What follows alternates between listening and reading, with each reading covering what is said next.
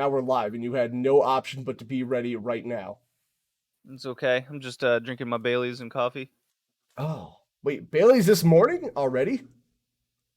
Yeah, Baileys and coffee. Do you not know of this combination? I know what Irish coffee is, but like I didn't think anyone did it that wasn't like a raging alcoholic. Are you a raging alcoholic? Whoa, hey. I don't know people People that like do to add that. sugar and creamer. I add a little bit of Baileys. You know? I only know of like the Irish coffee monster that they sell, but I don't like the taste of coffee, so I don't even bother with it. Oh, and I don't really like the taste of energy drinks. So we're on the same page there. As John's already making fun of me, mix my G Fuel vodka. No, I didn't. But before I go into the thing I bought, John, everyone, this is JD, Bowling JD from Hey. the Red Leaf Retrocast. So, JD, why don't you please talk about yourself and express who you are? Oh, well, that's me. I like to express myself in words, mostly in German these days on Twitter. How about that? I did see a lot of German going off, and I was like, I should Google Translate this, but that's steps. Hold on. So if you're on your phone, there's always a translate button you can hit, but you'd have to click on the tweet. Oh, well, I guess I have to do. There is a purpose to it. Yes. So Twitter is a hellhole of hellness in Yep. which assholes really, really love arguing with you when you have an opinion that is not theirs. Yes, on anything, I've learned. Anything. It doesn't matter what it is. Yeah. If you're a fan of it, there will be assholes that will come into your mentions and get angry at you. I've So, learned that from anything. Like I thought it was like limited to like console fanboys, but man, Oh, no. I'm learning about anything from like wrestling to like trucks. I am one Yeah. of those assholes, John. John's calling me one of the assholes. I am. so that's a problem. And I just got the idea. I'm just gonna do everything in German on Twitter because I speak it, and I'm a little rusty, of course. I don't know if you know this, Kevin, but not a lot of Americans know German. I tried a whole semester in college once, and that was definitely a semester. Like, that's all I can fucking say. I tried. Yeah. So writing all my crazy opinions in German and making that extra step for people to truly care is enough to pretty much keep dickheads away because they can't really argue with someone that doesn't speak their language. You're not wrong, I guess. And if you have all these dickheads blocked, they can't just click the auto translate or log into a second account. They'd have to really go through a lot of a processy to then start going to a translator, typing it in. Like it's such a process. It's not even worth it anymore. I've only been blocked by like Ryback. What's that dude? Jason Schreier, and then someone from Giant Bomb that I liked, but she like blocked me, and I can't remember why. But oh yeah, I was really sad about that one. But yeah, fuck Ryback and Jason Schreier. It's okay. He's out of wrestling. It's totally fine. But yeah, I do a podcast. You were on it for a few years. I was a temporary guest. Temporary guest for a few years. Yeah, you were a stalwart. People loved you. You were a great part of it. I was very happy to have you. I try. You were on an episode recently to celebrate our 100th episode, because we go every 2 weeks, so it took a while. Yeah, but then you have all the other ones in between. So like when you said 100, I was like, it's been way more than 100. There's no way that's right. Like, because you have the wrestling in there, the anime mixed in there. Yeah, so it's Red Leaf RetroCast. We do retro gaming, retro anime, retro wrestling, and then we do a lot of modern stuff within the episode, so we can kind of keep up with the times. It's basically 100 episodes for all three of them. It's been a long journey. It's been a lot of fun. Got a lot of friends that I've met and made along the way. It's good times. So if you like any of those three topics, everything comes out like every 2 weeks. It's very consistent. It is very consistent. There's a lot of content for, like you said, for anything to go. I would have loved to be on anime, but like I've watched one anime in my life, and that's it. So I guess I don't qualify. Well, what's funny is the anime. Ball. We did do Dragon Ball. The anime podcast is with me, a dude from Brazil, and a dude from Norway. So we all have accents compared to each other. That's funny. It's pretty awesome. Those guys have been the original two since the start as well. Very good. So you have Yeah. all sorts of things. JD also big wrestling guys. Well, you have a Huge whole podcast wrestling about guy. it. Huge wrestling guy who tried to get me to watch Stardom. I tried it. I did try Stardom. I could not get into it. Follow up on that. What year did I get you to try to watch it? I was still living in that apartment. I couldn't remember. And I couldn't tell you who the people were. A couple years ago, right? It was. And then, like, I think it's just like, and this happened in New Japan too. It's just very quiet. And I get that's a culture thing.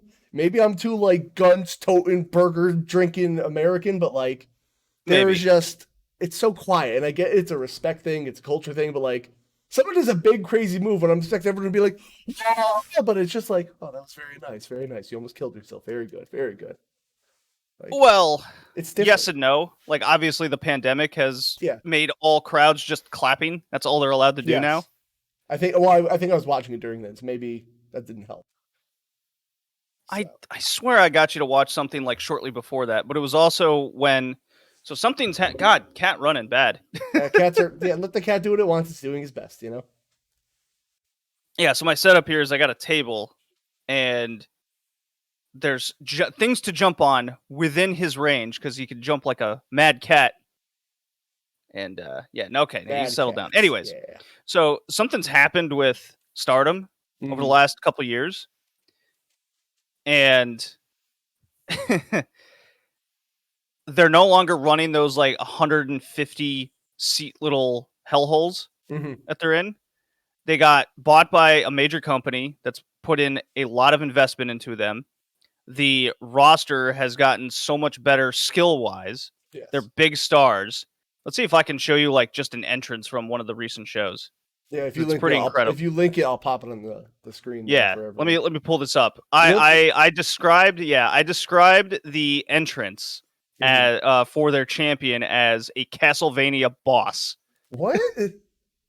Yeah, let me pull this up. You know what the other thing is? It was Stardom. The belts. I get that their whole gimmick is Stardom, but like your belt is a giant star, and I'm like, okay, I get it. It's a little. Is that any worse than? Oh no, it's on the same level. WWE in a giant letter. That I always hated those belts. I miss the. I always say JBL belt because he's the only time like the first person I think of with it. But that big fucking belt, right? That's the one I like. Okay, so big gold belt, which I just posted in Discord for you. All right, let me see the link for. Oh my god, that. How do I even? Let's see. Yep. This was the show from this weekend too. Oh, and it's a Twitter video. That's even better for people. Allow me to just actually let people see it. Because I think of these things. So, like Japanese wrestling is just like, it's cool. It's very cool. And the people and the culture around wrestling in Japan. Are you playing it? I did, but it was so loud through the speaker. I wasn't ready for that. All right, I'll calm down for a second then. No, there's no audio for it. But this is cool. Oh, well, the music is part of the act. All right, that'll put on very quietly. That is a Castlevania song. You're right. Who is this? The wrestler is Utami Hayashishita. With a fucking Utami's sword. Easy.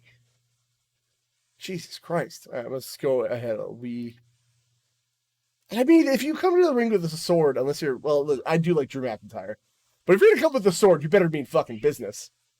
John says I wear that to work. Yeah, I do. So I think that's actually Aroha's entrance I linked. Whatever. That's not even the main person. That's so fucking cool though. Still, I mean, yeah, bring a sword. And if I bring a sword to work, they would be like, "You're cutting wire with that, John." That seems excessive. Didn't Drew and Kyrie both have sword? Did Kyrie Sane have a sword? She had a sailboat telescope wheel. Oh, wheel. She also had a telescope. I think. I miss Kyrie Sane. She had a telescope out. Yeah, Kyrie Hojo. She's from Stardom. That's where she came from. Well, there you go. What a missed opportunity that was. Like, that is the most WWE thing in the world to be like, we're going to do a pirate-themed WrestleMania and not have Kyrie Sane, the pirate lady, be there. Got it. Like, fuck, that company is like, ugh, that company sucks. I can't. I tried watching both for a while. I tried watching that in AEW, and I can't.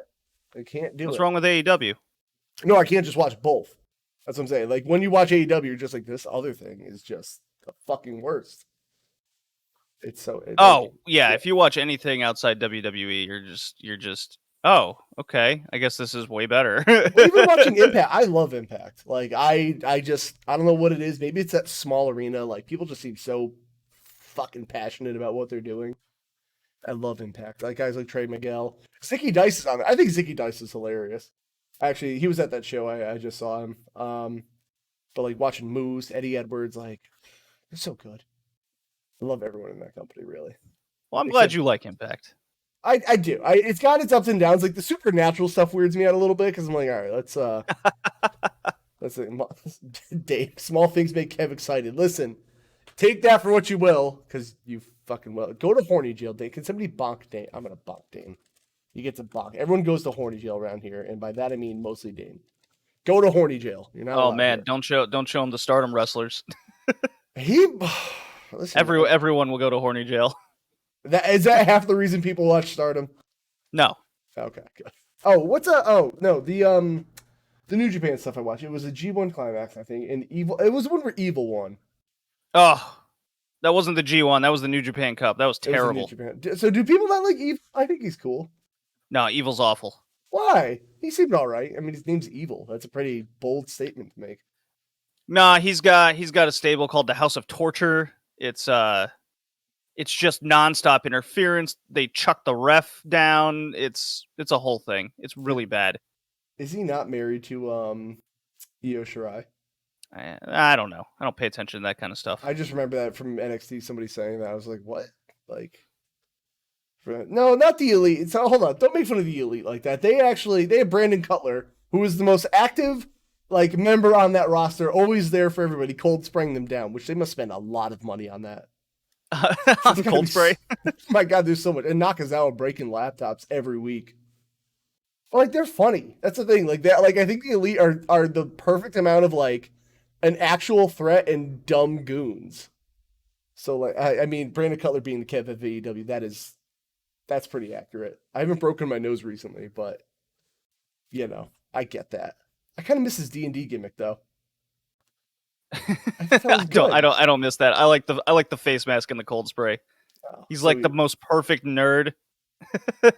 He's so funny though. I think the Elite is really good, and especially Adam Cole there now, which I love Adam Cole. He was the one person I was sticking around NXT for. I'm like, that's the guy. And then when his contract was going up, I was like, well, that was great. And now I'm especially with the new. Well, did you hear what the plans were for him if he was going to stay with the Fed? Yeah, be a manager for a heel Keith Lee, which and cut his hair and possibly change his name. What the fuck? How the fuck do you do that? You have this guy who's so good. Be like, I know you're good at that one thing. What if we just said fuck it to all of that and we made you the worst? That's what they do. That is what that company does. They do everything they can to make things worse. They do. And Adam Cole and the Young Bucks are one sockless hug away from orgy. Okay. I don't see the problem with that. Do you? That's fine. I mean, I like the chin lock with the little kiss on the cheek thing.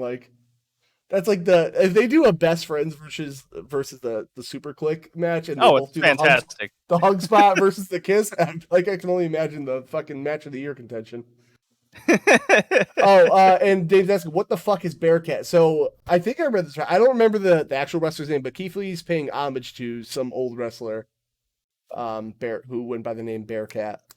Yeah, it's a old African American wrestler, Bearcat. He's paying just because someone's paying homage to something doesn't still make it okay. It's still a dumb name, and I guarantee the process was, what if he's a big like a bear and he can move like a cat? He's a bear cat. Oh, I love it, brother. I mean, I absolutely get it, but from what I understand or what I read, it was Keith Lee's idea. That's fine. So it's still bad. Bear Kitten would be a better name, because if Keith Lee came out and was like Bear Kitten, I'd be like, oh, that's adorable. He's gonna murder somebody. But the wrestling thing. So just some plugs here. The wrestling thing is something I'm very proud of. It's really come into its own thing, and the whole Patreon I started is focused around that. Mm-hmm. With the wrestling, do a lot of women's wrestling. It's women's wrestling to me is very fascinating, and I've done a lot of research and watch a whole lot. And women's wrestling right now is such a fascinating topic because over in Japan, there's the company Stardom that's growing a lot. You could actually pull up stats, and it's really on the brink of being the number 2 promotion in the whole country. Is it not owned by When New Japan? it's owned by the same company that owns New Oh, Japan. okay. I understand that. They're still 2 completely different entities. Oh, that's good. Because like I Yeah. don't want them to overlap too much. No. That's good. Queen of the Ring. Oh, you mean Queen's Crown? Okay, hold that thought. I got thoughts over that. Oh no! Well, we haven't even gotten to the what we've been playing part, but listen. The wrestling is going to be very heavy in this episode. I'm warning out, Dame, because I think Dame's a WWE at least viewer. I don't know if I was going to say guy, but he definitely knows. Look, I won't shit on anyone's fandom. I'll just give my opinions over why I think that company's terrible.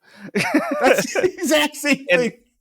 And well, no, the Queen's Crown's a great example of why it's bad. Okay, all right. So I won't shit on it, but anyways, women's wrestling is very much in the want right now. Mm-hmm. And you definitely see it. It's like every company in the West wants to start a good women's division, and people want good women's wrestling. And the difference is Japan, their training makes it so much better, and it's on the rise for the first time in 20 years. Mm-hmm. And in the West, the problem is the skill level doesn't quite match people's demand. And it's a very interesting topic and tough because when you criticize women's wrestling, Mm-hmm. you get really reamed about it, especially online. Well, because you're not allowed. People assume you're sexist immediately. Oh, it's bad. Or in Japan's case, a lot of the older women's wrestlers that are in their like 40s and 50s and broken down, they're still putting themselves over. So everything's a Goldberg situation, you could say. Yep. And that's been an issue for 20 years. Mm-hmm. And Stardom doesn't have any of those people, and that's kind of like that attributes to some of their growth and just one of many other factors. Now, cut to WWE and the Queen's Crown, where I mean, just think about this from the perspective you're going to have a women's tournament culminate in Saudi Arabia. Yeah, about that. Like the phrase alone, doesn't work. No. And what Dame's saying, I think the skill level's up there, but the booking doesn't allow it. Yes and no. Just like from what I've seen, because again, I'm still like, I would say in the short term, very new to like getting back into wrestling. You have to like the majority of pro wrestlers like are men, and like you just kind of have to work with what you have. Like if you have like a 80-20 split of men to women on your roster, like you're gonna have more guys matches. Like I think that's just what it is. But like, you know, they're not going to get better over time. Like AEW's big criticism for a while was like they're giving the women no time, and I'm like, well, if they're it's still the criticism. Don't you worry. No, if they're not ready for live TV every week, like you're not going to put them out there. Would you rather them go out there put on a shitty match or like wait till they're ready? Like I think on Dark there's way more women's matches than like Dynamite. But there are 2-minute squash matches which do nothing for development. No, but like I'm not seeing what's going on backstage, so I don't know. But like I love Anna Jay. I think Anna Jay's pretty decent. I love what's her name? Ty Conti. I think she's great. Britt Baker, love her. Even if she's not the greatest wrestler, I think her character is fucking awesome. I think Nia Jax and Nyla Rose are both just disasters personally, but that's me. I'm a stats guy. I'm an engineer. I like my numbers. You do love stats. I don't know if you've seen just something I've kept up with all year. It takes like 2 seconds to actually put this together. Mm-hmm. But I have kept up with like women's wrestling stats and various like ring times. Here's one of them. I'll post for you, Kevin. In the Discord. There you go. And by Dame, what I mean by that is Dame saying, well, for example, SmackDown had 2 matches that could have been amazing, but they were both literally under 5 minutes and awful. They were under 2.5 minutes. I don't know which ones they were, but I would be open to seeing that. Like, so one was Toni Storm versus Zelena Vega, which I saw she lost. by the Yes, way. Toni Storm lost because and there's discourse behind it behind the fact that she came out as bisexual and they had to Okay. beat her because they're going to Saudi Arabia, Mhm. or they never pushed her from the start and they see nothing in her. How which do you is not see anything baffling in Toni Storm? Well, they gave her a bad gimmick. What's her gimmick now, other than being Toni Storm and a badass? They made her this like 80s rock chick.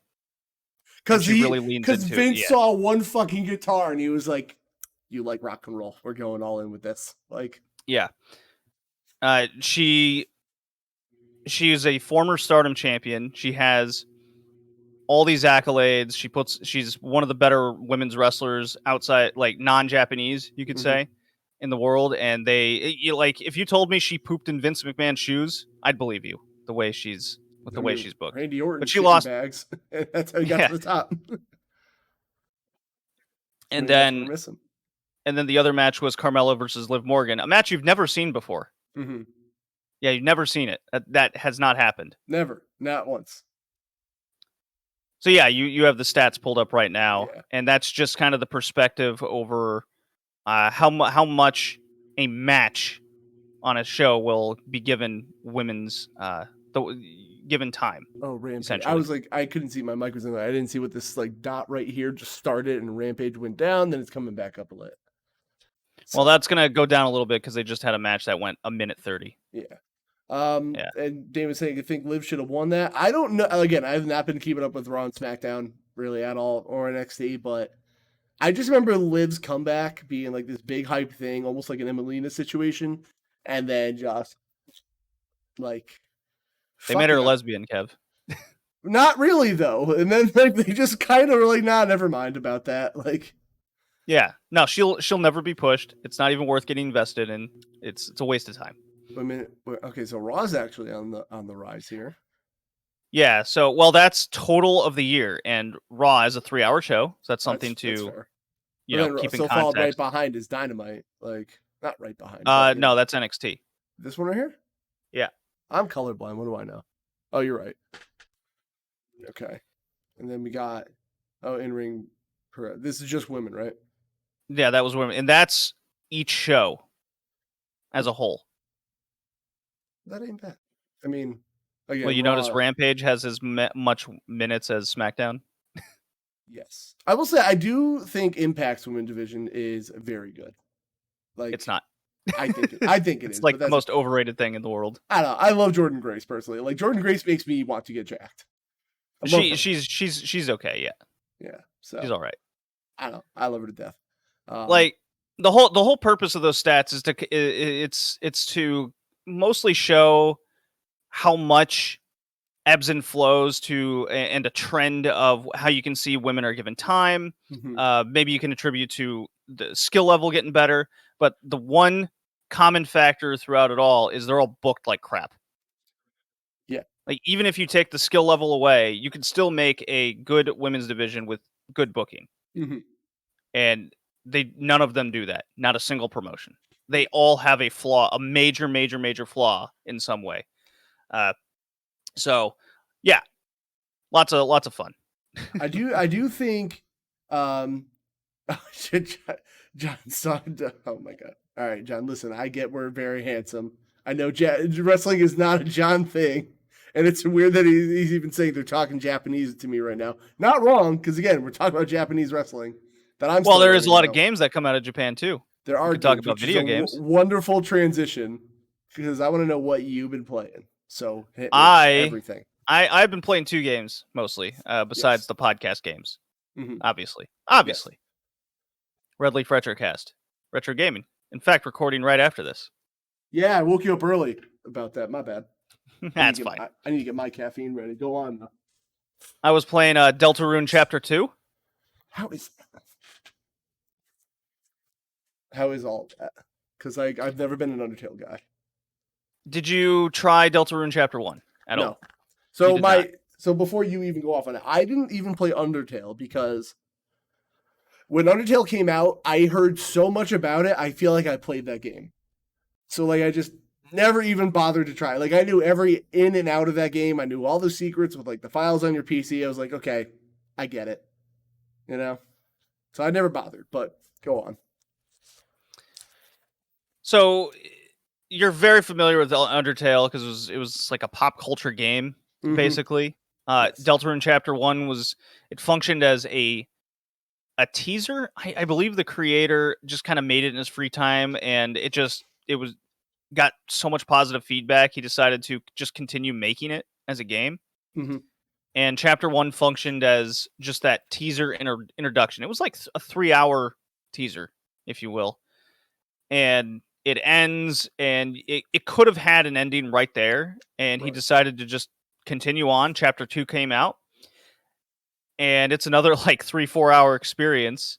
It's he continued it quite well and made what feels like a whole new universe, but it works in the function of the story. And the gameplay is all the same. You can do a pacifist run, a genocide run. You got a lot of new mechanics that I think make the gameplay a little easier, a little bit more fun. Fair. The humor's still there. The characters are still there. It has been, I think, 3 years since Chapter 1 came out, something like that. So I didn't feel quite. like they both just came out though. No, 3 years passes quick, Kevin. I'm old, dude. What do I know? Like when I turned 29, time lost all meaning. It just did. I mean, like I feel like the last 2 years almost never happened. Like while so much happened in my life in those 2 years, I'm just like, how the fuck did I get here? Like you bought a house and a pandemic hit. I bought a house and I still got a wall of paint, which I thought I was going to do with this layoff period, but life changed and I'm working already. So this wall's never getting painted. That's why I wanted the green screen. Never paint the wall until you move. Well, I was going to put the green screen back up, but I took a Twitter poll and it was an astoundingly like, don't fucking put it back up. So I was like, all right, well, fucking no green screen. Get rid of that shit. It's just hanging out right there. But so is it a sequel to Undertale or is it like unrelated and only related in like a gameplay sense? It's in the same universe, I would say. It's not a sequel per se. Fair. But I'm very excited to hear that Deltarune Chapter 3, 4, 5, they're all going to come out at the same time, and then you'll be able to buy all of them in the same package. That's exactly how I'll handle it, just like Life is Strange. Yeah. I mean, I enjoy it. I definitely recommend it. And then Metroid Dread came out on Friday. Yeah, the big one. So yeah, needless to say, I haven't been buying a lot of new games in 2021. No, there hasn't been a lot until like right fucking now. Everything's coming out. Well, there has been, but on consoles that don't exist. Well, I mean, every redacted console release has also come out on PS4. I feel like so, except for like Ratchet. Yeah, I'm mad though at all these companies, at these two companies. I know it's not totally their fault, but they're not really doing anything to help the matter. Like, you know me, I'm a big Ratchet and Clank fan. That's enough reason for me to buy a console. Yep, that's fair. Returnal, I played at a buddy's house. That game rules. So 2 games. Well, I have Hitman 3, PS5. Yeah, but I'm not buying it on PS4. When the new gen comes out, I'm not buying on the old gen. I get that, but it's like if I can and I can not drop $500 on a system, like I'll get last gen's release. But here's the thing: I was so excited for the next gen. It felt like time. I saved up the money. Kevin, I've had the money in a little clip a year before the PS5 came out, and now it's a year after, and I still have that clip. Listen, like, it's waiting to be spent. In 2023, when these consoles are finally released, you're gonna have a great time. So frustrating. It is absolutely. And I'm so frustrated about it. I'm just not going to buy the games. And by the time maybe I eventually get a PS5, all those games I wanted are half the price, and I can just buy them all immediately. Right. Well, that is kind of an issue. Like I do want a PS5, but with the lack of the like supply and the very few number of games that are like only on that, like I am waiting for a reason to want a PS5. Like, I mean, I have my reason. Ratchet and Clank, Returnal, Kenna Bridge of Spirits, Hitman 3. Like, I have already 4 games that I could play on that. I'm like a 4-game minimum. Like 4 games I need to like justify buying a system. Like as much as I would love to play Ninja Golf on Atari 7800, that's one game, you know. Ninja Golf is That's a fucking deep cool. cut. Ninja Golf is cool. Covered that on the podcast, I believe. It's so fucking good. It's such a dumb game, but like Mario Golf needs to add Ninja Golf mode, and then we'll be there. Does John ask, do I have 4 games I want to play in N64? Yes, my favorite console. Kind of, but the thing is, like, Jet Force Gemini is on 360 and Game Pass. Well, now it is. At the time, it wasn't. It wasn't, but now, like, listen, there was a time for the N64. It's no longer here. Win Back, which I learned was on PS2 randomly. I didn't know that, so I bought the PS2 version. Yeah, it's fucking good, and it's weird, but I like it. GoldenEye, I used to be, but then, like, once you learn about Perfect Dark, you're like, fuck this game. Oh man, we just covered GoldenEye on the 100th episode. We all had kind of the same opinion. I had words. By the way, you can feel free to drop a link to that episode in the chat. Like, go nuts. Everyone can fucking find that. What are, like, 4 games on N64? Like, maybe Rocket Robot on Wheels. Okay, there's one, because that game's kind of cool. Sucker Punch or Insomniac did that. I always get them mixed up. But, like, no. I genuinely don't think there's 4 N64 games that are, like, exclusive. Like, maybe Pokemon Puzzle League, but that's Tetris Attack. I could play that, like, in so many places. I can't, honestly. I don't know. Like, even Pokemon Stadium, it's just like, can play that anywhere else? Superman's exclusive. Fuck. Okay, right. Forgot about Superman 64. Shit. Touche. Oh, nailed it. He got me there. He got you. What else? Like, Rayman 2 is on everything that, like, has buttons, I feel like. I don't know. I honestly, like, I'm not even doing a meme now. I'm trying to think of 4 games only. Maybe Iggy's Wrecking Balls. That's a good one. I mean, Super Mario 64, Banjo-Kazooie. So Super Mario 64 is on the Switch now, so I don't need that anymore. Yeah, but you're talking like 30 years, 25 years but after. I'm saying now, in today's day and age. But, like, I've even said, back when I had an N64, I was like, this controller's fucking weird. And I was a kid. Like, people always say, you love what you grew up with. But, like, the second I got a PS1, I was like, I don't need that. Like, I'm good. I do need 3 hands. Or you just put the left stick right between your thighs, you know? Just put it up there. Anyway. I mean, by your definition, getting an NES is a waste of time because Switch Online exists now. No, Switch Online's bad. That's the difference. But the game, like most of the games that you want are out on Switch Online. I don't even know if it's that's your definition. But I'm actually thinking about it. Like, I don't know if most of the games I want are on there. Like, there's so many, like, so we've done this little rant before, but, like, my stance on emulation is if there's no way to legally access a game on the current gen hardware, not like the Wii U. The Wii U's old now. So, like, if I can't play it on your current gen system, I'm allowed to emulate it. Like, you're not making money off it anymore. Like, so who's losing money? If I buy it from a game store, they lose money, but, like, the publisher doesn't get it still. So, like, it's no different to me.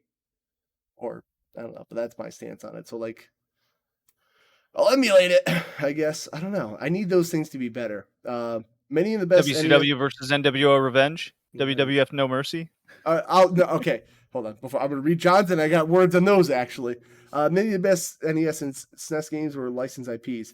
Yes, they were. That's also a problem, which is game companies need to be better. But going into those wrestling games on N64, this is a bold take, but you've played one, you played them all. And I will stand by that. They all use the same goddamn engine. It's just the a different Aki coat engine, of paint. yeah. Yeah, it's a different coat of paint. It's a good engine. Great engine. In fact, it's so good they're going to use it in the AEW game or like some modified, updated version of it. Yeah, they're gonna use some variation on it, inspired by it.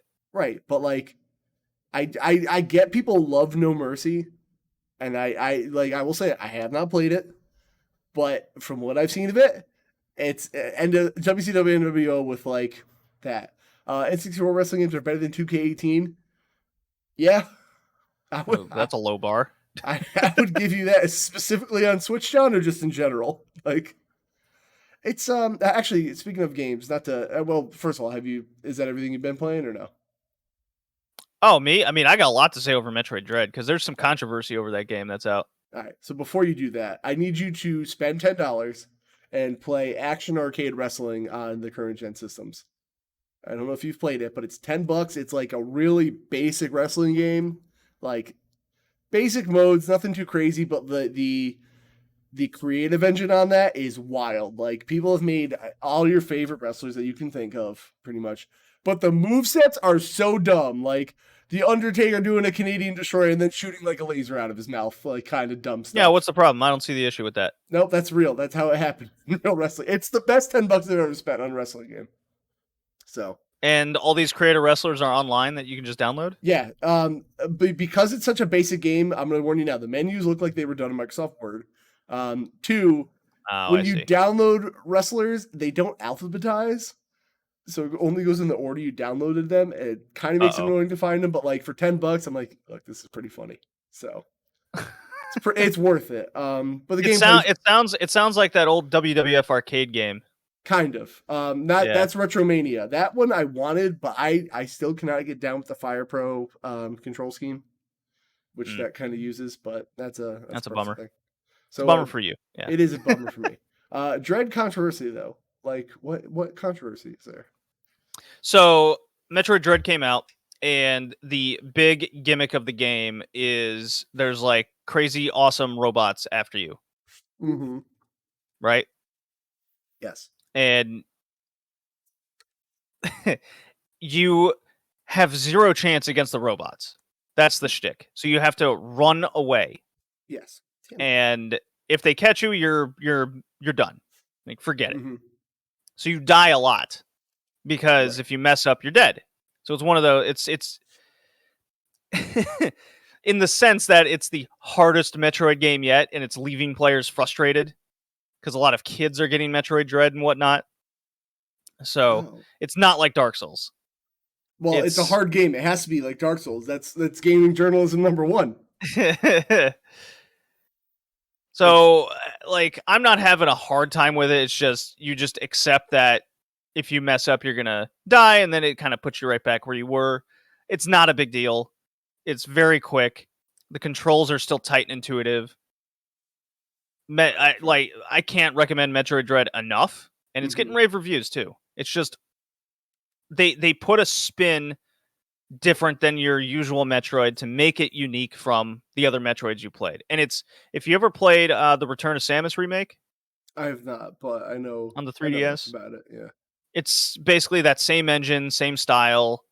There's not much totally different from there, but the robot gimmick is leaving some players that are so ingrained with that Metroid 2D formula that it's really throwing them off. And the whole idea of the challenge isn't the Metroid challenge, because the Metroid challenge is just kind of keeping your life up while roaming around trying to find the right path to the next area until you get your gadget. Like that's that formula, right? This one now, it's not, I wouldn't say it's more linear. I still need to play a little bit more, but when you get to a certain area, the robot will just kind of pop in out of nowhere and be like, "I found you, bitch," and you got to run. Is it scripted every time where the robot pops out, or is it like, does it seem kind of like I don't know if it's scripted yet. I haven't played it enough. Even if it is, I don't think it matters. No, because then, go ahead. Yeah, because if it's scripted, then you can anticipate like this area is where the robot is kind of roaming. Okay. So John says the robots are specific areas. So okay, all right.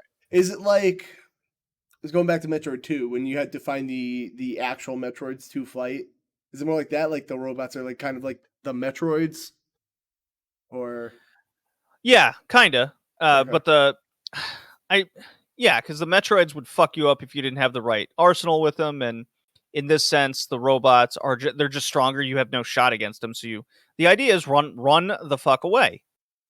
And it gives you the sense of dread. Oh, how about that? Oh, the name. I went there. Bad puns. Amazing puns. What are you talking about? Yeah, dad jokes. Where's my dad belt clip? I can't find it now. Damn it. Oh well. But playing Metroid Dread really makes me want to consider getting Return of Samus now, because I totally skipped over that game. I played like a little bit of it. I'm like, okay, it's a Metroid game on 3DS. But this is made so well and you go back and see the Return of Samus reviews, you're like, oh, okay, this did get good reviews. Totally went over my head. It got good reviews, but and I know it's controversial because of the thing I just said, like, oh, if your game's not available, but like AM2R is so good that I almost like don't want to play Metroid Returns or Samus Returns because like one of these products is so superior in my opinion that like I why would I spend money on the thing? And again, you should support the official release. I get that, but I also don't feel obligated to support things if a better, cheaper / free option is out there. Like I want Nintendo to do that good of a game, It's like it's good. This is like better. So, I mean, obviously, what does that have to do with Samus Returns on the 3DS? Is the fact that it's now there's a better Metroid on the Switch? Well, no. So what I'm saying with Metroid 2, like AM2R is like just a better Metroid 2, where Samus Returns is a remake of Metroid 2. So like you have two Metroid 2s, one's official, one's unofficial, and this one's just like a little better. That's all. I'm telling you to try that. Is what I'm telling you. I mean, I just have a gut feeling that, maybe 6 months from now, Samus Returns is going to come out on the Switch. That would be cool, actually. And that would be cool because I don't have it on the 3DS, and now I kind of want this game. You didn't play the official one, Kev. You can't say AM2R is better. That's a fair point. All right, you got me there, but like one was just looks so much better than the other. So I played AM2R. I can't use words. But like that one just seems so much more fun. I don't know. I like the artwork. I like the gameplay. So you know what? Fair. But I also don't pick up my 3DS anymore. So what do I know? Anyway, there's that. That's a shame. It's hard for me to play handheld. Awesome. It's just hard for me to play handhelds now. Like when I'm home, I want to play my consoles. The game experience is just more immersive. And like when I'm out and about, carrying around a handheld now is just so fucking clunky. So there's that. Why? People carry around giant phones in their pockets all the time. But I like to carry around my phone's pretty big and like a thing now. It's like it's a lot to carry, and I only have leave the phone. Solution. Leave the phone at home and take your 3DS with you instead. Oh, Tina would what could possibly go wrong? Tina would be mad at me. I can't do that. What if she needs me to kill a spider? Why aren't you returning my phone calls? Because I left the phone at home. Duh. I left the phone at home to play games, babe. I don't even call her that. So she'd be like, who the fuck are you calling that? Hey, I left my phone at home. What are you talking about, Dame? I'm over here. I think I left my phone at home because, like, not to sound like a goddamn millennial, but I agree with John here. You should get a pager. Absolutely. Put it on your hip, too. I might just change my phone, like, text noise to be, like, the most obnoxious. Remember the Nextel beep? Maybe I'll do that and just annoy the shit out of everybody. There's got to be a little Nextel app beep thing, right? No, what you should definitely do is get a printer with a fax number still on it. All right, I'm in. Yes, I will do that. So that's the way to go. I am not doing that. Is Metroid Dread worth it? I'd say 100%. It's one of the games of the year without a question. Don't be off put by people getting mad that the game is a bit more challenging in a different sense from the usual Metroid. Like I said, it's a twist on the Metroid formula that creates something new, and that's really all I ask for in many sequels, and it's a direct sequel from the Fusion series. Well, yeah, so John's saying there's no hand-holding, so people are bitching. As somebody who uses a guide when they're stuck in games, look at a fucking guide if you're stuck. Like, I'm an adult. I got things to do. People rag at me all the time. I got shit to do. So. Well, we've talked about this on many a podcast episode where there is such thing as bad direction in games. And if you need a guide because you just don't know what direction to even begin to go, that's a problem. Well, that is a problem. And I feel like, I know John's going to get mad at me, but like, I feel like the old RE games are really bad at telling you what to do. That's a personal opinion, but like, I'm playing a couple of them are, yeah. Yeah, so I'm playing the remake of RE2, and just almost everything I've ever had a problem with those games is fixed. Like yes, that's why it's really good. It's so fucking good. It's making me fall in love with the series again. Like, do not play Code Veronica. That game is I did, and I don't want to make Game John is angrier. less, less than ideal. As he's saying, Kev wants the devs to whisper in his ear what to do. I don't like when it's too directiony, because like when I just played Halo 3 ODST, like the beginning of that game is like, here's the visor. Go over to this tab. This tab, you tell you, I'm like, I want to play Halo. Fuck out of here. Like, there's got to be a balance. When a fucking menu comes up like every 10 steps. Damn, like that is annoying. So I don't want to be too handheld, but like I still say there's some weird like ego thing people have where like if I buy this strategy guide, it's okay to use, but if you look something up on the internet of what to do, you're a quitter. Like, I mean, I did buy a book. Fuck me, you know. That sounds like some elitist behavior there. That's what I'm saying. It kind of is. But like, look, if I'm an adult, I have shit to do. I have limited time to play. I gotta fucking go. You know. I'll how give a couple dare shots. you figure out how to play Castlevania 2 when you didn't buy Nintendo Power? Yeah, like there's a bunch of games that I feel like are too obscure. Are there some games, admittedly, I'm just like, I could probably figure this out if I sat and looked at it, but like I just want to move on. One, because like I got a stream to do probably. I want to keep this fucking going instead of me going, what do for a half hour? Well, it's a new culture in gaming. Yeah. There's nothing wrong with evolution of how people play, and it's up to it is up to the game developers to keep up. Yes. And I will if people want to play on like easy, go nuts, whatever makes it fun for you, you know? Dude, I am all about easy mode these days. Yeah. You want okay. This is fucking great. Anyone who disses easy mode, like I have found a new joy in life playing games on easy mode. Here's why. Mm-hmm. Okay. So, and it's not even the sense that I don't want a challenge, because I do like a challenge. But man, when I was playing fucking Dead Space, the act of being so powerful. Yeah, it's cool sometimes. Like, if it works for you, do it. Like, I heard people doing that with Far Cry 6. Like, the game just has like such a good feel when you get a headshot. So people are just like, yeah, fuck it. Like, yes, there is a like, oh man. And there's also certain games where the challenge is just too much for my skill level. And we've had this conversation, Kevin, many a times. I love the Dark Souls series. I love I love those kinds of games. But I always reach a point in every single one of those games where no matter how much I practice or try, I can't get further. And yeah, I had that issue. Yeah, and then you go, okay, I really want to continue playing, but we're in 2020, we're in the post 2020 world. I don't need Nintendo hard in 2020. Right. You know? I'd love to complete the game that I have enjoyed playing. So, John's saying that's why you get a summon to help in Dark Souls. The problem is you're relying on the hope that the summon you get, because there's no choice to it from what I understand from Dark Souls, at least not that I figured out. Because me and my buddy were trying to actually like figure out how to get in each other's worlds and we couldn't. But like you just have to hope somebody is fucking willing to do the thing you want to do and not run off like an asshole. Like in Borderlands, I was stuck on a part and I was like, oh, let me go online to like get some help. And you also have to have like PS Plus and all that stuff on top of it all. So like the guy I paired with was just like, nah, fuck this. I know I joined your game, which in my mind would be like, that means you want to do what I want to do. But the guy in my game was like, what if I just fucking did whatever I'm going to do over here? And then like, no, I don't find that. I'll tell you one Dark Souls experience I had. Actually, this happened a lot. I was playing Dark Souls 3. Mm-hmm. And I couldn't get past one of these bosses. I mean, that's par for the course.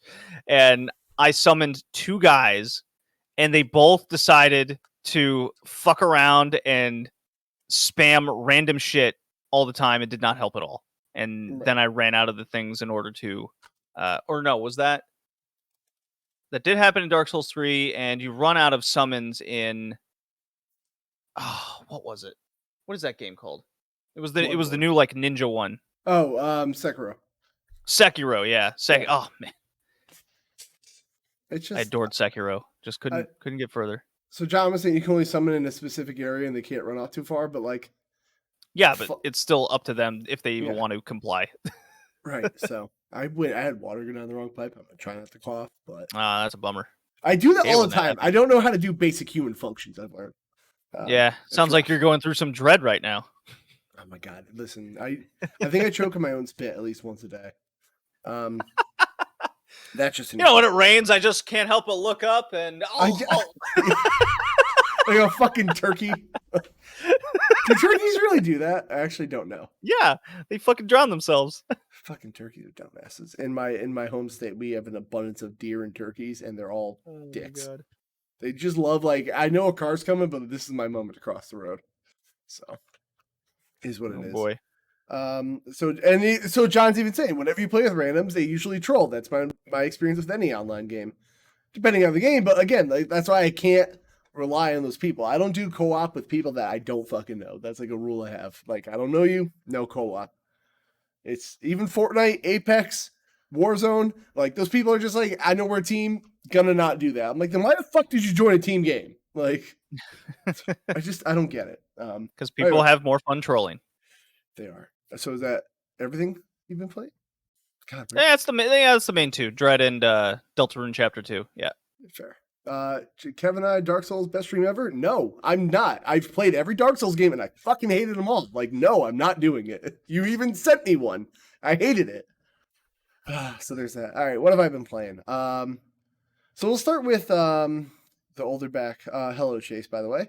I played Hagane on the Super Nintendo, and by that I mean on my phone. Because I hooked up I'm familiar. Xbox controller. Yeah, I use save states. Not gonna act like I didn't. That game is fucking good. It's really hard though. It's super hard, which is why I use save states. But like once you get in the flow of that game, like the movement, the way Hagane, his name is Hagane, right? I'm just assuming. Sure. I'm assuming the ninja guy is moving. That game just the combat. You can call him Jeff if you want. I don't care. Jeff the ninja moves so fluid, and like the combat is good. It's just everything in that game is fucking good. It's just a shame that like there is no legal way to play that game, which sucks. Which is why I say emulate things, which is not on the Super Nintendo service as we talked about. So like not every game is on there. Clearly, man, Hagane is good. I would Hagane, the final conflict. Yeah, it's fucking good. I remember there used to be that little I almost want to call it a life hack of taking the tabs out of your Super Nintendo and buying a PAL copy. But even that's like $100-something now. So, man, why are games so hard to fucking get access to? You know, John plays. I've been playing a lot of modern games, and that's a fault of Game Pass. So I'm trying to play more old games. I made an active effort to go out of order. I also played Michael Jackson's Moonwalker on Friday. Yeah, I played that recently for the podcast. All right, I want to know your thoughts on it before I say what I'll say. Let's see. How long ago was that? That was episode 92 back in May. Celebrity games. Yeah. It's like it's an interesting concept. It's got a very weird way of going about. Just it suffers from a lot of issues that games back then had, where it's in that layout of a world or a level, I should say, level stage, where it's just things are randomly on a single platforming area. There's no rhyme or reason to it all, and you have to open every single fucking door. And if you miss one kid, because Michael Jackson has to save the kids, that's not a problem at all. Not weird at all, right? No, nothing weird here. Just a guy saving children. Just a guy saving children, breakdancing and grabbing his nuts. It's fine. Yes, obviously, nothing weird. It's I had that issue though that you're exactly saying. Yeah, the mechanics are wacky. The input is very wacky. It's a wacky game. It's a very weird fucking game. I think we all gave it like a C. So I was doing the tier list, but then like people got like too specific of like how I'm ranking games. Like, oh, you're saying this game's better than that. So I've done a new ranking system I'm trying out, which I'm going to show everybody in case you're not following me on Twitter, which you shouldn't because I'm garbage. I've now made a dual line graph of good and bad, because like a bad game can be fun and a good game could be not fun, as specified here by Fallout New Vegas. It's a good game. I recognize it's it's a good game, but like I did not have fun at all playing it. Okay. Like, and actually, I even think this is generous. I'd probably move down here because both times I streamed it, I got stuck in landscape. Like, so I don't even know if that qualifies as a good game. But I like, it's okay. So you might notice I put Michael Jackson's Moonwalker almost in the center here. Because up to World 4, I was having a great time with that game. I was like, okay, whatever. Search your cars, search closets, find the kid. It's fun to watch Michael like kick fairy dust. And is World 4 the one with the trunks and all that? The car trunks? No, I think that was 2. 4 was the caves. Which yes. The caves suck because now the game added this thing where there's rooms. And now you have to not only search its overworld, and then now you have to also go in rooms and make sure you check every room for the kids. But some of these rooms are also only available if you do a little spin. So you have to find these rooms now, spin, go in the room, hope there's a kid there. And if there's not, okay, now I got to go back. The problem is all the rooms also look the same. All the rooms look the same, and just the layout sucks. And I eventually got to the point where I was looking up a map to find out what rooms the kids were in because I was like, it's atrocious. So bad. And then World 5 is the enemy lair, which has, like, this is where I always say a common phrase that I know John also hates, that if it wasn't an RPG, games before the PS1 were not meant to be fucking beaten. And this is where the developers, I can feel, went, what if they get to World 5 and they beat the game? Then what do they do? Like, then they wouldn't want to continue playing it. Dude, it's fucking lasers, enemies with guns. Like, there was one boss fight, I think I was stuck on it for like a good hour Friday, where there's 2 off-screen lasers shooting down at an angle. And like, I can't see where they are. I can't tell they're charging up, and they take away a third of your life. And the boss fight in this area was also 3 guys with laser guns that take away a third of your life. It was so fucking bad. I was having so much fun in that game until that, like, World 4. And that game went from, like, fun to, like, obviously you can see right in the middle. So a majority of that game is fun, but the fucking ending is just so bad. I had a tough time just getting into the general gameplay at all. I get it. But it's a very unique and wacky game. But also it suffers from what a lot of them do back then. Because, well, the true reason why they made it hard was arcade. There's two slots to that. Arcade games were still popular and still selling.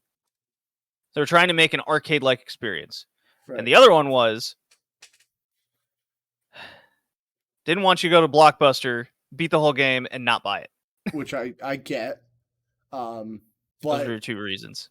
What you get? Oh shit! I closed the news doc. But like, it doesn't make the game more fun to me. So that's why I'm almost turned off lately of playing games before the PS1 because like, if I use save states, which again I don't really give a shit if people rag at me for using save states, but like if I use save states, people give me shit. If I am bad at the game, is it really that much fun to watch me like start the whole game over again? So there's that. What have you sent me here? The cat will probably not be doing a run, and he is fast asleep next to me. Oh man, hold on, kitty time, guys. This is very important. Enhance. Where is it? Is this the thing? Or nope, that's not it. Absolutely passed out next to me. Yeah, guys, kitty's very important.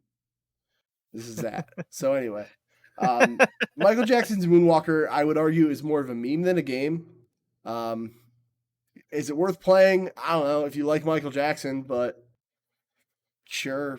Like, not really worth it. I had more fun with Echo the Dolphin than Michael Jackson's Moonwalker. That's saying a lot, because fuck dolphins. Dolphins are dicks. They are assholes at times, yes. Dolphins are dumb shits, and they're not so smart out of water. I'm just throwing it out there. Actually, you know the true reason why I didn't like Michael Jackson's Moonwalker? It was not on the 3DO. That is really where my hate stems from. Oh, by the way, I forgot to mention, JD, the only person who likes the 3DO, unironically. Just, there's something for everyone out there. Someone's favorite game is Bubsy 3D. So. No, that's not true. I am not the sharpest crayon in the tree, John. How dare you? So what else have we been playing? Fuck. Moonwalker. Oh, Diablo 2 Resurrected. I'm having such a love-hate relationship with that game. So to give backstory, because I don't think I talked about it too much on the podcast last time. My older brother loves Diablo 2. If there's one game in the world that he loves more than anything, it's Diablo 2.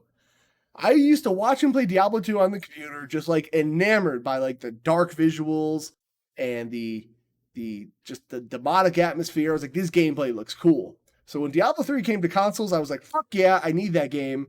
And Diablo 3 on consoles is so good. They knew like consoles were popular, like we can make this work. The button layouts are great. Everything was wonderful. So when Diablo 2 Resurrected got announced, I was like, you know what? This is my moment. I'll play on PC. You may have noticed my name's Console Kev. Don't fucking want to do that. So he bought me Diablo 2 Resurrected because he wants all his brothers to play with him. So I started, and that game is not fucking good on consoles. It is they did almost no. I mean, they're point and click games. Of course, they're tougher on console. It doesn't quite the idea doesn't transfer the same. It's not even the thing. It's not even the gameplay. It's the fucking menus are the worst menus I've ever seen in a game. Like going to a shop is like, imagine if you walk into like a grocery store, right? And if you here's all our products. There's chips, soda, cereal, the produce meats, and they're just in this pile right here. Uh-huh. And you're like, oh, cool. Do you guys have like Cheetos? They're like on the bottom of the pile towards the back. Could you get them for? No. Okay, how much are the Cheetos? I don't know. You got to dig them out and find the price tag on them.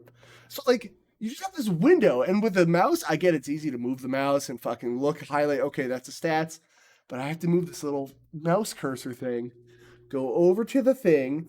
Now I have to hit compare, and when I want to. It's not, first of all, Dame, it's pop, not soda. Fuck no, it's goddamn soda. I live on the East Coast where it's right anyway. So then, like, you get the stats and you hit compare. And you're like, oh, these are boots. I want to compare them to my boots. What if you compare them to every item I'm wearing also? Like, my sword with the boot. I don't want that. Just tell me what the boots to the boots. What's better? The menus are bad. Like, holding a button and pressing a button do two completely different unrelated things. The way you bind skills, you can only access your skills if you go in the skill menu and then you like read what it does. It's just not fucking intuitive at all. And like, it sucks because Diablo 3 is like a masterpiece on consoles. So I just figured they would do those things to Diablo 2 Remastered on console, and they just didn't. Like, it makes the game a real big pain to play. Like, I didn't know. But like the difficulty was great. I like that dying feels important, or like, what's the word? Consequential. Like, you have to be smart. But like, okay, so and going back to the potions John was talking about, that game loves throwing potions at you because it knows it's hard. It's like, here's potions, right? But like, your inventory becomes overloaded with potions. So you're like, okay, well, I don't need all these potions. So like, then you put a couple on your belt for healing. But now I have all these potions, I can't pick up new items. So now I got to drop potions, pick up this item, identify the item, because you got to identify everything. Oh, I don't want this item. Drop the item now, go back, pick up all my potions, and do that over and over and over. And it's just like, I don't need this many potions. So you go to store the potions away, and then you get to a new area, and you're like, fuck, I wish I had all those potions. Now you got to make a town portal, go back, get those potions, come back to the town portal. Now the town portal closed. Fight. Oh, I died. Oh, the town portal's gone. I can't warp back to where I was. So now I gotta walk all the way. I'm like, this is a fucking nightmare. Like, it would be way easier. So those are gameplay issues. And John saying he had the same issue with Diablo 2. Now add those issues with a controller and not a mouse to quick move everything. It's disappointing because I want to like that game so much better. Like, the gameplay itself is fun, but the fucking things that make the game work are not. And it's really sad. Because I like that game as a whole. But if you're going to I'm console Kev, get on PC. it's that, like, the more I play Diablo 2 Resurrected, I just want to play Diablo 3. And I don't know how Diablo 1 on PS1 was, but... Dude, it's fucking annoying to play on console sometimes. I don't quite remember, but with that, okay, so first of all, I mean, full disclaimer, obviously, I'm on record, that style of RPG, I'm not into. That's fair. Yeah, the whole, I like to call it Western RPG style. Okay. That's fair. yeah, the Skyrims, the Diablos, like those two perspectives to me are the whole layout and the way you play them. They're all the same to me. Yes. What makes it tough is that style to me is so point click mouse style that when you, even if it's in a first person mode on a modern console, the gameplay still feels like it's intuitive to that control scheme, and I'm Yes. just not into that control scheme. Yeah, it's just not intuitive. So In a way, Fallout kind of follows that formula as well, but it's less egregious. that was another issue I had with Fallout, but like I have a lot of issues with Bethesda games, like just feeling like the whole world is a JPEG and I'm just put on top of it. And like swinging at an enemy, like their life bar goes down, but they just have no reaction to it. They're just like they just don't care. So I don't know. That is I want to play more Diablo. I put it down for now because I was just getting a headache from the menus.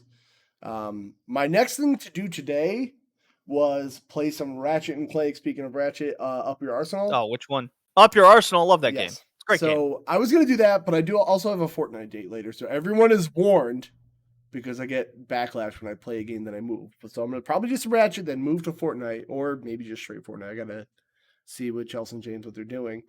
You just brought more dread to me, realizing that I can't play Rift Apart. Things happen, you know. I gotta play all the other ones too, so I gotta figure out what my plans are. Twitter is the best place for everything, but that's the plan today. Have you never played like what Ratchet and Clanks haven't you played? Is it everything after Up Your Arsenal? I've only played 1 and 2.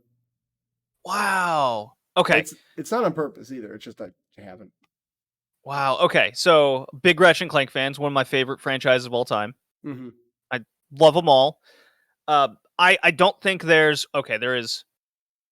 of the mainline Ratchet and Clank games, because there's a couple side ones that aren't very good at all.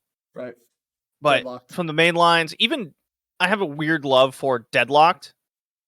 Mm-hmm. That's the 4th one that came out. Yes. Because it's still a Ratchet and Clank game, and the controls are good. The the weapons are unique, and the setup is Ratchet is caught in a prison, basically. He has to fight his way out. Yeah, more or less. The problem that game suffered is what a lot of franchises suffer, is just too many sequels and you just get tired of the formula. Mm-hmm. And there's not enough innovation to it or evolution to the game franchise. Yeah. So if you like give yourself time and you're like, I want to play a Ratchet and Clank game, Deadlock will come across way better. And then when you get to the PS3 games of Ratchet and Clank, they'll just blow your mind. It's such a breath of fresh air. And they didn't do anything like totally different than Up Your Arsenal or Going Commando or any of those. Yeah. So speaking of Rift Apart, because Chase is saying it's so beautiful. Somebody did a breakdown and they almost like semi-proved that like Rift Apart didn't have to be on a PS5. Like they were like talking about how the rifts are like the thing the SSD can only do. And somebody broke down like, nah, these are all reused assets. And this is just a loading screen essentially. Like they almost broke it down. So it could have been done on PS4, but like so I'm hoping that they kind of pop it down like one day, like port it backwards, because like I don't know, it's kind of been proven it can be done. I don't see why they would do that when it would be it's one of the major selling points to the new console. I actually read an interesting article recently about the concept behind making new generations. Mm-hmm. And it wasn't a proven technological paper, but a kid out of, I think it was like Denmark or someone. They wrote the pros to making a new generation console. So back in the 80s and 90s, it was about the hardware being the upgrade. Right. Okay. And now with modern consoles, the hardware is all mostly there. And now the whole purpose is creating the hardware that can run the software, like creating the thing that can run the software the best. Right. So which I get. Yeah, so the idea behind this is of course there's a capitalistic mentality to it. You know, you want people to buy the new thing. You don't want your system to get stagnant. You want to keep developing to make money. But from a gamer's perspective, it's the whole idea of this article was to give us perspective on from our gaming fandom that we want companies to do this, because if it gets stagnant, then the gaming industry will get stagnant, developers will get stagnant, and you will miss out on the evolution of games getting better with new technology. Which So I do get all that. Yes. yeah, imagine a scenario where we never got out of the PS1 graphics, 3D graphics, because the hardware. That's a bad example. The PS3 graphics, Mhm. because we already reached a point where the software was good enough. Let's put that in air quotes, right? Yeah. And would you agree that a lot of the PS4 software, the games look better, they're able to run better, they're able to feel better? I would Would say you? they run and feel better, but like I would say mid PS3 onwards, I feel like we're really at the point of like diminishing returns. Well, that's where it's no Yeah. longer the hardware's being upgraded; it's the software in order to run better games. Right. And I get that. the innovation we're seeing now isn't so much this big graphical change that we used Mhm. to see, because that was a hardware change.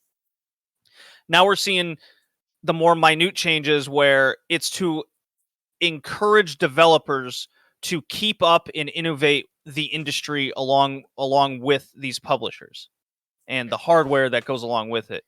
And I found that super fascinating. So we got to stop the idea. The purpose is for us as gamers to realize you don't want an industry to become stagnant, Mhm. because then the industry has a chance to fold and regress. Yes. Well, then you get into like an Atari kind of almost situation. Yes, exactly. Yes. You just don't get it, and it's just the same thing, and then you just fall out of the fandom. So it's a very dangerous concept. So when I read that and I realized that's kind of how I feel with the new gen, like I'm so excited for this alleged PS5 to release at some point, when the In superconductor, 2023 when it will. when the superconductor shortage finally gets solved, that's a fascinating story to read about how like all three factories Yep. had like environmental disasters hit all three of them, China, Japan, and Texas, Yeah. where it was a tornado, an earthquake, a fucking factory strike. A volcano, But anyways, everything. but that's how I feel. Like I don't want to. I want to be involved in the next generation and the innovation of these new games. I don't want to stay in the past. I want to be in there for the ride, and me not being able to be with the ride Mm-hmm. angers me as a fan. It's Yeah. frustrating, especially when I have the money to spend and I want to be a part of this, and I'm not able to. So while the things you're saying are right, what I don't want to. Every time I do this, I sound like a goddamn Xbox fanboy. I'm not. I have a PlayStation symbol thing and a Triforce. I like them all, but I almost feel like another thing we need to do is like, yeah, exactly. Xbox fanboy. Game Pass fucks. I love Game. Listen, I think Game Pass is goddamn like the thing I'm really looking forward to in this next generation. It's finally a new way to distribute games, which I think is actually becoming a game changer. Like, I think that's like one of the best things I'm most excited for now, because like as somebody that has a Series S, like it's not different than an Xbox One. It's the same menu. You would honestly, if you told me it was an Xbox One, I'd believe you. But like the distribution of games is like the most exciting thing. Like the thing I'm most excited for this like generation. Like, yeah, Game Pass existed, but like it's finally like becoming its own now. It's fucking great, and I want PS Now to be that level too. And It's getting there. It's slow, but it's getting there. it's getting there, but like, so I was actually thinking about doing a stream of like, okay, is streaming the PS3 games that bad? And I know it'd be streaming. I'd take all these things into account when I do it, but like, I know the message is like the games are going to rotate, just like Netflix does. Like things rotate in and out. But I went to go play. I think it was Red Dead Redemption 2. I was like, all right, I'm going to stream Red Dead Redemption 2 because I missed it on Game Pass. I'm going to play it on PlayStation Now. And then right when I go to try it, it says like in big bold letters, like only till October something. Ouch. I'm like, well then I don't want to do that because like that's a big long game. Yeah. Like it's just Yeah, like you were at the mercy of them instead of you. I mean, that's the benefit to continue to buy games physically. right. Well, even physical games, I don't feel like physical games have a like a purpose anymore. Because those physical games, I know this is subjective, everyone loves their physical stuff, but like they're not games anymore. They're almost CD keys. Like there's a 1.0 version on this cart or disc. It still needs updates. It still needs patches. Like the whole thing with the CMOS battery that is like, I think they fixed it on PS4. I don't know if they fixed it on PS3 yet. But essentially your physical games just won't fucking work because the way Sony set up is it fixed on both though, Chase? I know they fixed it on one of them. I can't remember if it's on PS3 or 4. One of them still doesn't work, I think.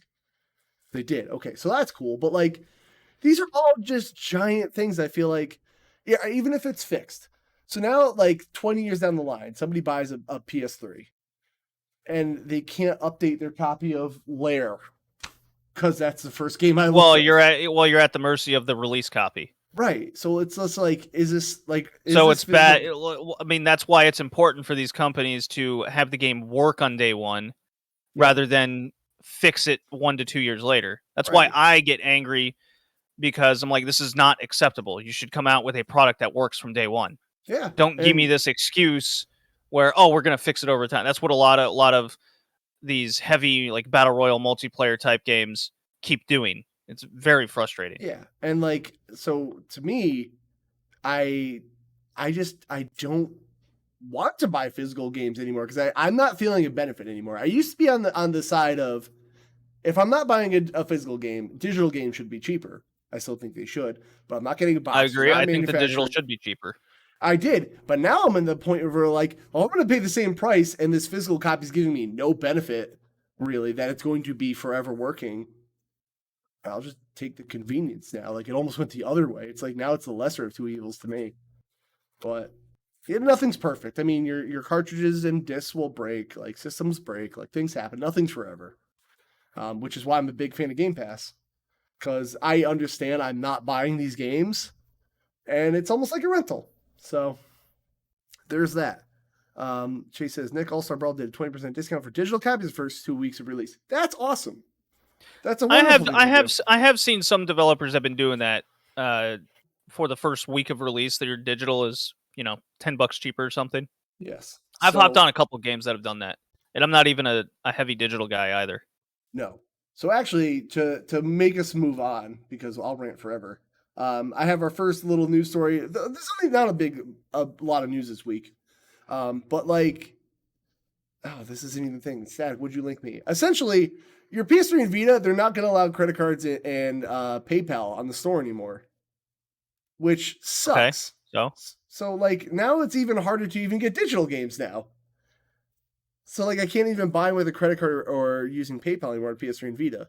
So like, what was it? They were going to shut off the PS3, PSP, and the Vita stores. Then they said they weren't going to turn them off. But now you're making it almost inaccessible again for like people to like download new things. Like game preservation is becoming a big problem these days. Preservation, yeah. I also understand from their perspectives, like let's finally leave the past behind us. We're 2 generations removed now. Mm-hmm. Time to move on. So yeah, the only thing is you can use your PlayStation Store gift cards, but like I was just strolling through the store the other day because I had to go get a prescription, and like they don't even sell PlayStation gift cards in like my grocery store anymore. So like I know you can get them through Amazon, but like why? Like this seems to be a big like PlayStation problem right now. Couldn't you just get a code online? Yes, you can. I was and then use those in the Vita or PS3 store. But like, why do I have to do all these extra steps? Also, like I know I'm first world bitching, but like this is why like I'm a it is. But like it seems like only one of these companies is like doing something to preserve games. I'll give Nintendo like they're doing a little bit. Like okay, we have the Super Nintendo and Nintendo Online system. Like we have all your favorite classics. Like, well, all right. I guess devil's advocate, because I do agree with what you're saying, but Mhm. devil's advocate is like, even as myself, who is way into retro gaming and game preservation, how many people, including yourself, are going to go back onto a Vita or PS3 at this point in time in 2021, be like, man, I can't wait to play Puppeteer. While I would say initially, not a lot of Like people. But how yeah, often does that one fucking YouTuber make a video about the Puppeteer and everyone's like, how are we gonna get the Puppeteer right now? And then they have no fucking way to play it. Like, these things should just be available. And if you're gonna have something like PS Now, just put it up there. It's a Sony-made game. Like, I mean, the eShop closed. We had the same conversation over the eShop. eShop's done, but like, this is why, I'm not promoting piracy, but piracy is the only way to preserve games because nobody else is doing it. I mean, I can't think of a better way. Yeah, unfortunately, and that's the problem with this digital distribution is there's a window for everything, and if you miss the window, you're SOL. Yeah. So that's a short little news story. Nothing too much other than I agree with John. Then no one cares until there's a YouTube video about it, and then everyone cares. Yeah, I know a lot of games that people did that with. I burped. Excuse me. Well, I mean, just to kind of play off that with my Patreon. Yes. With women's wrestling, there's defunct companies from the 90s, and it's really hard to get a lot of these shows. Yes. And the whole idea is to preserve and have some record of the shows that existed. And I will record a match that I think people should go out and see and throw it on a Daily Motion page, just so there's some preservation of it out there. It's the same concept. So in a way, these YouTube videos and people recording and throwing these games on YouTube, that is the sense of preservation. You yourself can't play it, but you can enjoy the experience of going along with the ride of someone else playing it.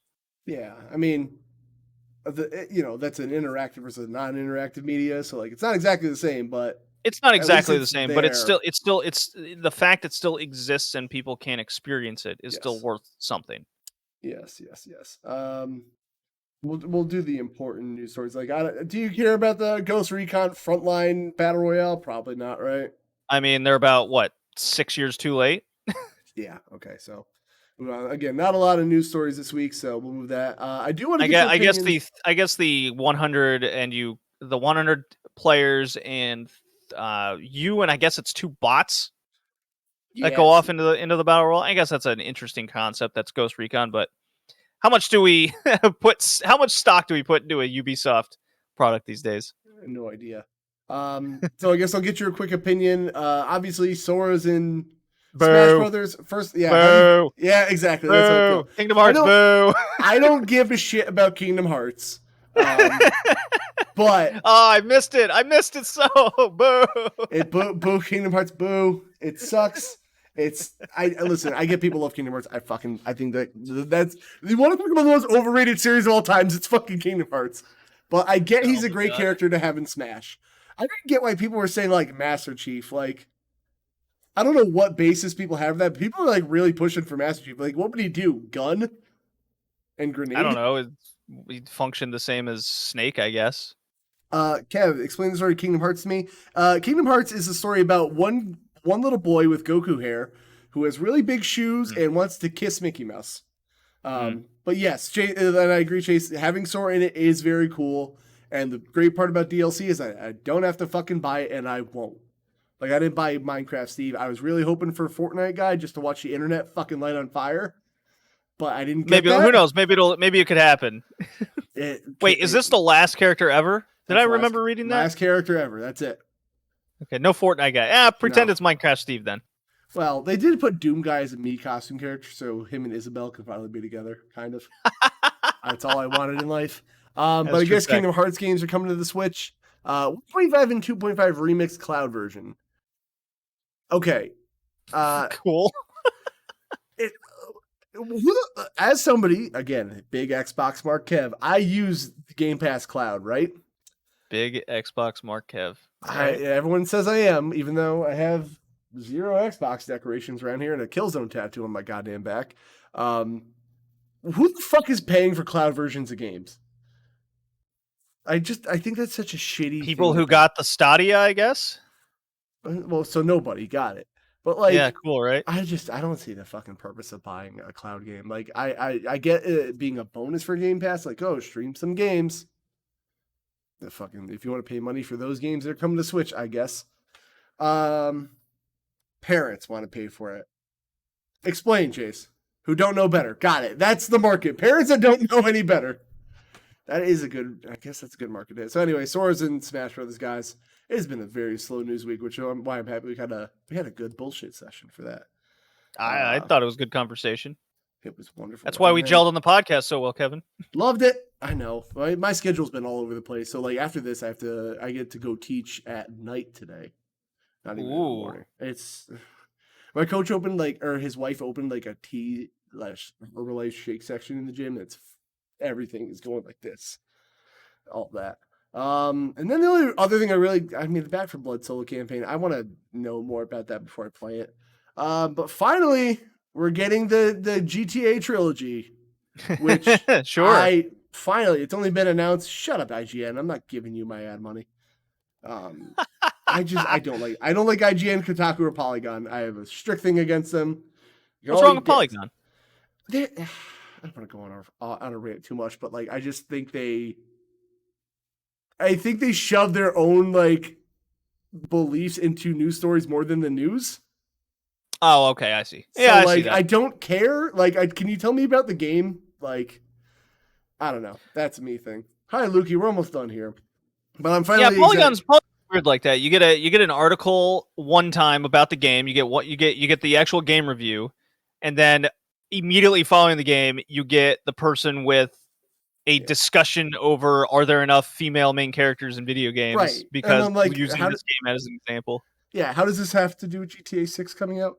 There was one article, this is totally not related to what we're saying, but I was listening to Kinda Funny, and somebody did a review of Far Cry 6, and they ended up giving it no score because they were unsure of how much Latin representation was, was it enough in the game? Like, one, excuse me? How does that affect how good the game is? Two, you didn't even fucking score it. That was your job.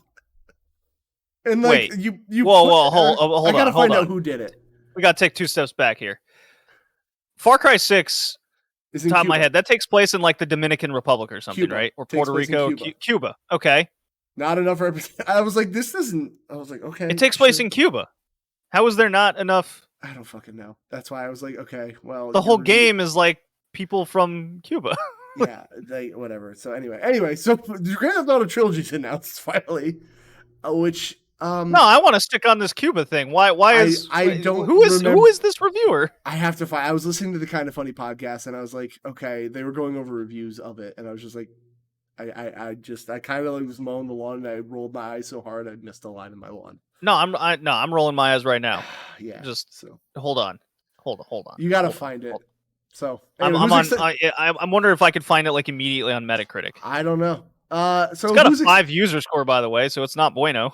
When we do the gauntlet, there's a reason we don't go by the user score because the same. Come on, there's plenty of Russian reviews that you can trust. Like we went over this last week. A lot of people are saying Halo Infinite looks like shit, and I'm noticing the people that are saying that are like people that play only on PC or people that are mainly PlayStation people. And I was just like, okay, so this is why we only go by critic scores. Anyway, Grand Theft Auto Trilogy's coming out, guys. I'm excited. There's the news. That's all I got. I have a hard time reading game journalism quotes because, like, I get everyone has political views. That's no secret. But, like, I want to know about the game. Like, I got to go back in that Kinda Funny podcast, listen to who it was. Or did you? Yeah, you gotta keep me informed on that one because that's super. That is super hilarious. The episode of Kinda Funny, if you want to listen to it, hold on, it's probably on my queue thing right now. It's called. It's just the Kinda Funny Gamecast Far Cry 6 review. So if you listen through that, you'll hear them talk about it. And I was just like, I gotta find out who did it. But anyway, wait, when was this announced? Oh, well, this week, Luke. October 8th, apparently, at 12:44 p.m. by Matt Kim. So the GTA trilogy is coming out, which I kind of want because have you played Vice City recently? Not Yeah, on the fucking podcast. good. Yeah, that control scheme sucks. So I'm excited for like modern controls. I hope, unlike Diablo 2 Remastered, to come to this game. So I guess. Well, now that I'm looking at this, I guess 2 years ago isn't exactly recent. That was the last time I played Vice City. Time is a flat circle. What have I told you? So That's great. that is It's like, the. yeah, I played that recently, 2019. I think that all the time. You wonder why it's taking me so long to play Ratchet and Clank? I'm like, I just beat up. What's the second one? Going Commando. I was like, oh, when we first moved into this house like a year ago. Never mind. Like, boy. So anyway, there's that, guys. The news has kind of been slow this week, and there's not too many things. I do want to thank our patrons. Hey, one of them's right here, JD. Thank you for That's me. joining us. We have JD. We have. I'm on that. JD. I'm on that $5 tier. You are on that $5 too. tier. He gets evergreens, which this new work schedule has really fucked our recording of those, but we're trying. We're trying our best. Chris Sullivan, thank you, and Viva la JD, Mr. Smackdown podcast man. Even though he's on a little hiatus, but we still love him. No, he's back. Oh, he is back. He's back. He's had 2 new episodes come out. He's got a slightly different format. He's going over New Japan Pro Wrestling and I guess some WWE he goes over as well. He goes, yep, that happened. That show exists. So there's that. So we'll get us out of here because JD has another show to record, which I hope I didn't run you over, by the way. No, not at all. Oh, perfect. All right. So where can everyone find you? Twitter @BowlingJD. There was a link tree in the chat, but it's RedLeafRetroCast. Easily to find on Twitter, easy to Google. Yes. Anime, retro gaming, lots of wrestling. Everything. Check out the Patreon if you're really into wrestling. You'll learn a lot of historical context stuff. I got Starcade reviews, if you know WCW. Oh, you mean not the shitty WWE 1 hour house show specials? No. WCW Starcade reviews. They are. I go through the big history of the year and everything. So maybe you'll learn something along those. It's a lot of fun.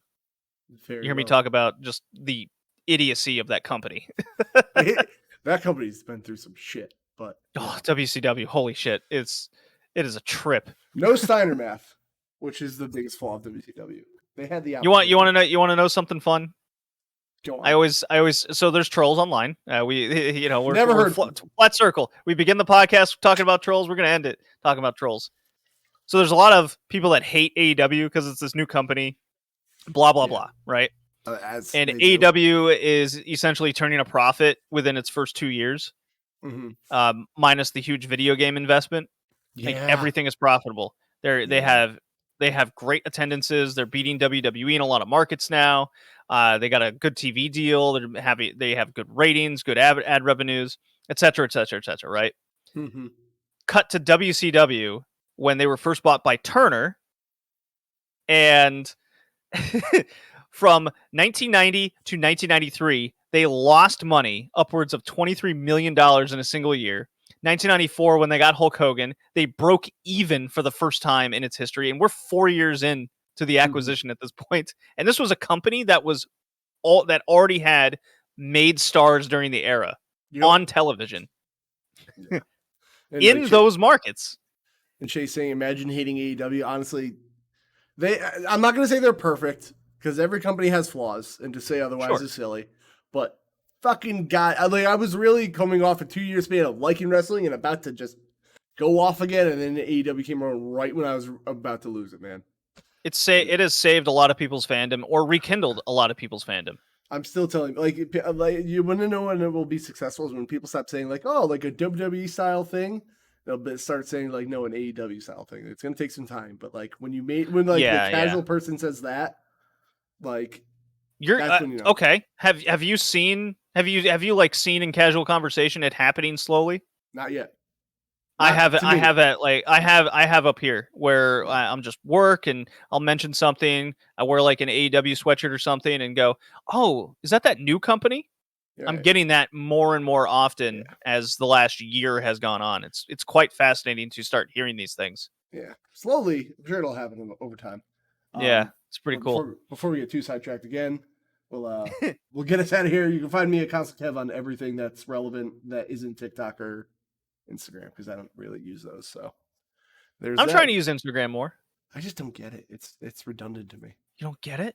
I don't get it. I'm a boomer. What do I know? Don't get it. Well, okay, boomer.